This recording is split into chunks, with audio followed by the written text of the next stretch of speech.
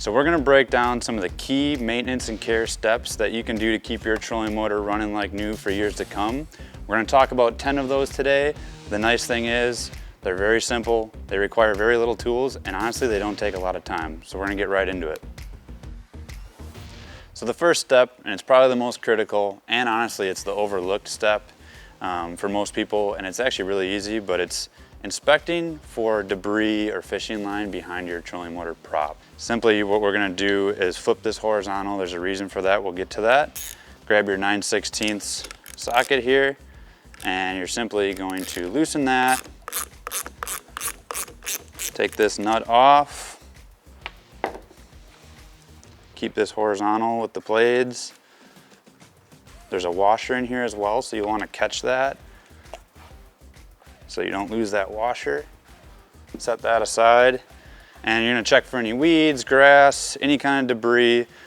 Fishing line especially can damage this, and there's a seal in here. And when fishing line gets in there, especially like this, you'll see got a little bit of braid here. That can actually go in there and break this seal, which allows water to get into the lower unit of the trolling motor. Not good for the trolling motor. So obviously it's recommended as you're on the water, make sure you pull off any weeds or debris that is on your prop, and especially when you get to the access, pull that stuff off. But doing this every so often, however often you have some time, it does not take a lot of time, as you can see. So it's just a good step and a good way to prevent any damage to the lower unit. So while we have the prop off, that brings us to the second step, which is actually to inspect this prop drive pin. So as you can see, this is horizontal. When we pulled that prop off with the prop blades horizontal, that's so that this wouldn't slide out vertically. So really we're gonna pull this out, inspect this for any bends or cracks, or if it's actually broken. These are meant to break under pressure. So if you're actually trolling through an area and you hit a stump with your prop or a rock, this is meant to break so that it prevents any damage. They're very inexpensive. They're like 60 cents or something around that. So it's always a good idea to, pick up a few extra of these, keep them in the boat with your fuses and stuff like that, just in case you ever break one. So we've inspected that. This one's nice and clean. No issues on that, straight.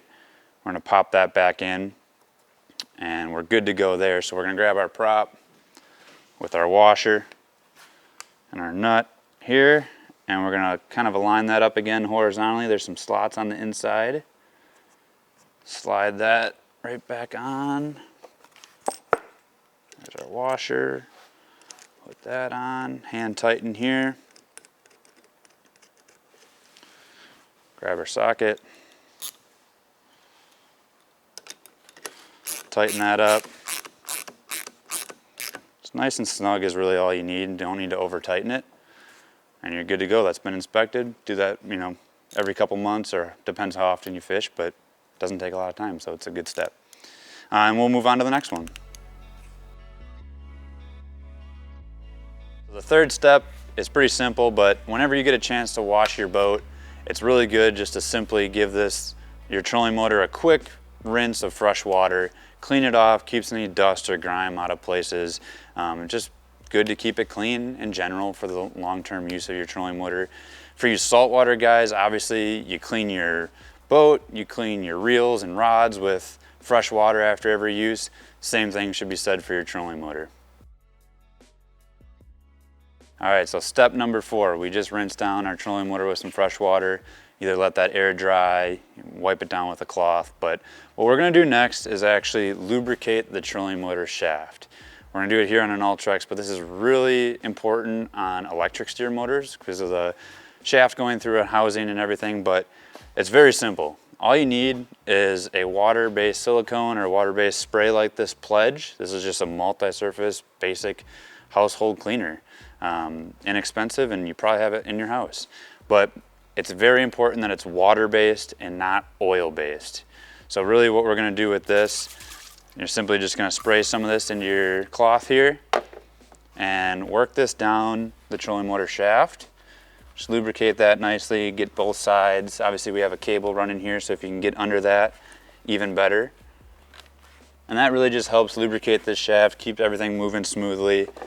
Obviously we recommend you probably do this a couple times a year, or more often if you use your trolling motor a lot, but we wipe down our boats all the time, so it's a good time to take a moment to just kind of lubricate this and keep everything working fresh. So simple cleaner, simple process, move on to the next step. So our fifth step is actually just going to run through our trolling motor, make sure all of these bolts and everything on here is just nice and tight.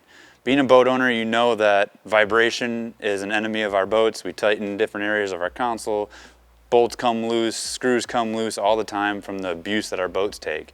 But we also drop these trolling motors constantly throughout our day of fishing. So it's important to kind of go through, make sure these are tight, just to really protect the trolling motor, make sure everything's snug and prevent any additional damage. So for most of this, we're just going to grab a simple Phillips screwdriver, start with the side plates, kind of run through some of these different mounting areas. The actual mounts to the boat, we got some screws in there. You can tell this plate's a little loose, nothing major, but make sure that's nice and tight. And really just run through everything, tighten those up, just to really prevent any additional damage. All right, so for step 6, we actually moved from the bow of the boat to the back here, and we're gonna talk about power. So for our trolling motors and electronics, one of the most important things is clean connection to power. You know, our time on the water is valuable, and a lot of our issues, minor issues, stem from power. So we're gonna come back here, just a real simple tip. You know, every so often, or even before every use, it's good to come in here and just check your terminal rings. Make sure all your connections are tight, they're snug, that you're getting clean power to your trolling motor. So we're just gonna come in here with our socket and just really make sure that these are nice and snug. You don't need to over tighten them or anything like that. Make sure those are nice and tight, both sides. Another good thing too is make sure, you know, these are strapped in nicely too, so that your batteries aren't wobbling around back here, loosening those connections. And then from there, really you want to check, obviously, your terminal points just to make sure that there's no corrosion. If there is, just grab some very fine sandpaper, kind of clean that off. And then also check your power here and make sure that when those go to the terminal rings, that those are nice and snug and that those aren't loose or anything like that. If they are, replace that terminal. And because if you don't have clean power, that's where we run into some issues with power in our trolling motors and fish finders and things like that. So that's a good thing to do. And then obviously if you have some old wiring in your boat, if there's any corrosion or cuts in your power cables, it's good to just swap that out, get that clean, make sure you have good connection. You can also check on your circuit breaker for the trolling motor, check those connections as well. Make sure everything's nice and clean and snug and clean power provided to the trolling motor. So for number 7, we're gonna stick to the topic of power and batteries. And one of the most important things to the lifeblood of your boat and your trolling motor, your electronics, is your batteries. And keeping those healthy is very, very important. Saves you money in the long term as well. But properly charging your batteries is very important. So after a day of fishing, making sure you plug those in right away, get them fully charged. It's just good for the health of them. But then also beyond that is having an onboard charger that allows you to properly charge different types of battery, whether you run AGM, lead acid, or lithium. Having an onboard charger like the Minn Kota Precision, it allows you to, charge based on the charge curve of your specific type of battery. So whether you have a lithium or lead acid, that'll charge these batteries properly based on that type. So plugging that in at night when you're done fishing, letting those charge fully before you get out again, it's just good for the batteries and the performance of your trolling motor.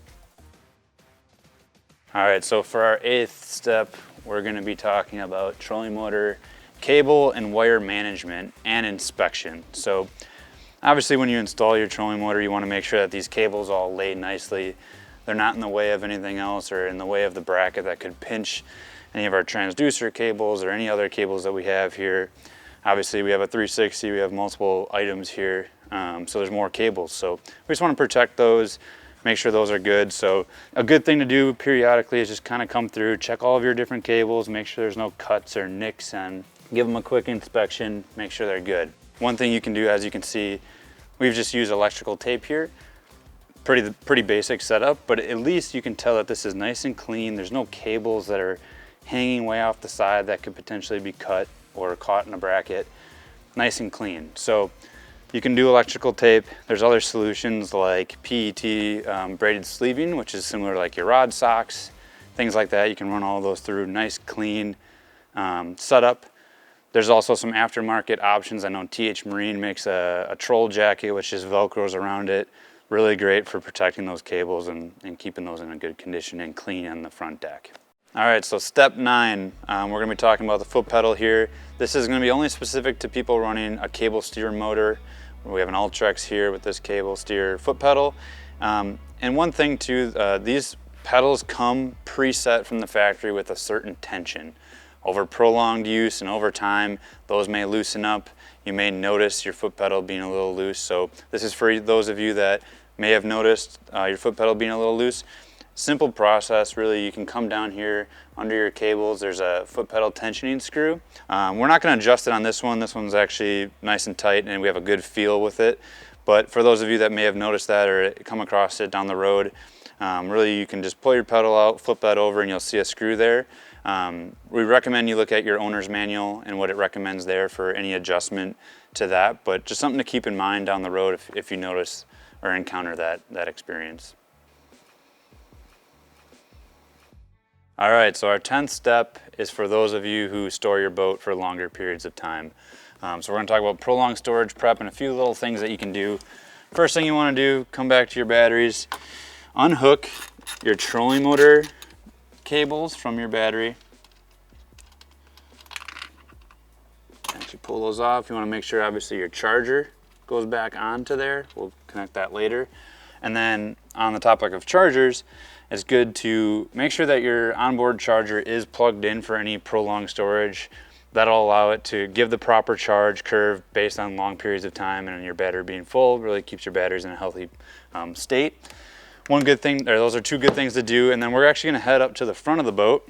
All right, so one last thing we wanna do, back to our multi-surface cleaner, water-based. Spray that on our cloth again. And you're gonna go around this trolling motor. Any like metal pieces you see, some screws here, just give those a good wipe down, just kind of helps keep everything fresh for any kind of long periods of storage, whether that be midsummer, you go on a long vacation, or over winter, or anything like that. One other good thing to do, and just a quick and easy step. All right, so we have one extra bonus tip for you, and we're gonna talk about the prop again. We have the Ultrex prop here. This thing's designed to come through weeds really well and kind of deflect those and cut through them, and it's efficient in doing that. So what happens is sometimes when you hit stumps or other rocks, you get big gouges. This one's not too bad, but you can see a decent gouge there, and that may affect the performance of the weedless aspect.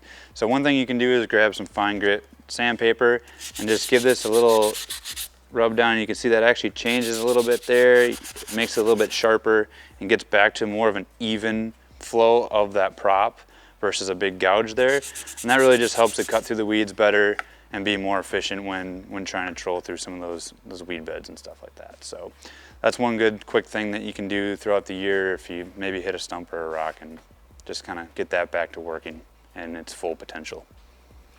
All right guys, that's a wrap. Those are the main 10 maintenance items that we want to do to keep our trolling motors running like new for years to come and protect that investment.